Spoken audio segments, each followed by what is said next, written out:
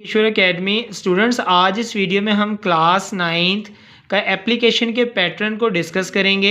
ये वीडियो ना सिर्फ क्लास 9 बल्कि फ़र्स्ट ईयर और 6-7 जूनियर क्लासेस के लिए भी है।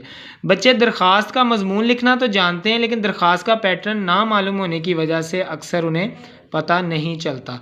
तो इस वीडियो में मैं आपको बताऊँगा कि क्लास 9 की जो एप्लीकेशन पैटर्न है वो किस तरह से आपने लिखना है। स्टूडेंट्स, दरख्वास्त का जो पैटर्न है, नमूना, वो कुछ इस तरह से होता है कि मेन सबसे पहले आपने उसको लिखना होता है, मुखातब करना होता है जिसको आप दरख्वास्त लिख रहे हैं।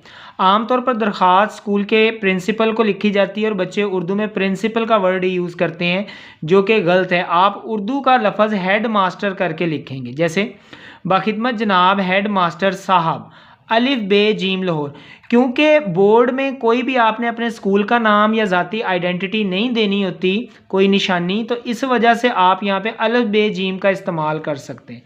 सिमिलरली अगर आप दरख्वास्त लिख रहे हैं पोस्ट मास्टर के नाम या हेल्थ ऑफिसर के नाम या किसी और सरकारी ऑफिसर के नाम आप लिख रहे हैं, तो भी आप उसे मुखातब करेंगे बाखिदमत जनाब पोस्ट मास्टर साहब अलिफ बे जीम लाहौर।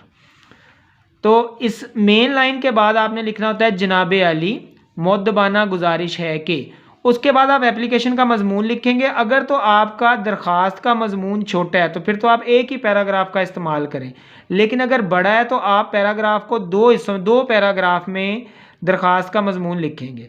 दरख्वास्त ख़त्म करने के बाद आपने यहाँ पर लिखना है एन नवाजिश होगी, यानी अदबिया कलमात ज़्यादा अदाब वगैरह लिखने के बाद में एन नवाजिश होगी।